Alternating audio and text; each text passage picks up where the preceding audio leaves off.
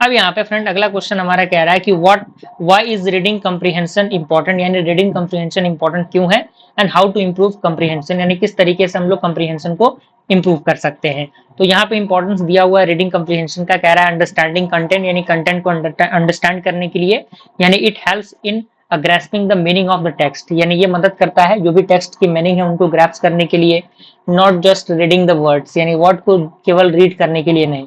दूसरा आपका आता है क्रिटिकल थिंकिंग, यानी ये इनहेंस करता है ability to analyse, interpret and evaluate the information.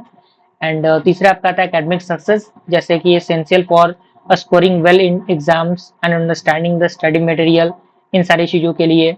और चौथा आपका आता है इफेक्टिव कम्युनिकेशन, यानी ये इंप्रूव करता है वोकेबुलरी को, लैंग्वेज फ्लुएंसी को, and leading to better writing and speaking. Okay, पांचवा आपका आता है डिसीजन मेकिंग का, जो क्या करता है helps in making informed decision based on written content. Okay, जैसे कि कॉन्ट्रैक्ट हो गए, पॉलिसीज हो गए। अब यहाँ पे आता है कि how to improve the reading comprehension, यानी किस तरीके से हम लोग रीडिंग कम्प्रीहेंशन को इम्प्रूव कर सकते हैं। पहला आपका रीड रेगुलरली, यानी हम चीजों को रेगुलरली पढ़ें, जिससे कि हमारी जो न्यूज़पेपर हम पढ़ते हैं, आर्टिकल्स पढ़ते हैं, बुक को पढ़ते हैं, जिससे कि हमारी फ्लुएंसी बनी रहेगी। एक्सपेंड वोकेबुलरी, यानी जो भी हमारा वोकेबुलरी है, वोकेबुलरी को हमारा जो एक्सपेंशन है वो मिल पाए। तीसरा आपका समराइज, यानी समरी करना, समराइज करना मेन पॉइंट्स को देखना, किसी भी हम टॉपिक को पढ़ रहे हैं उसके लिए।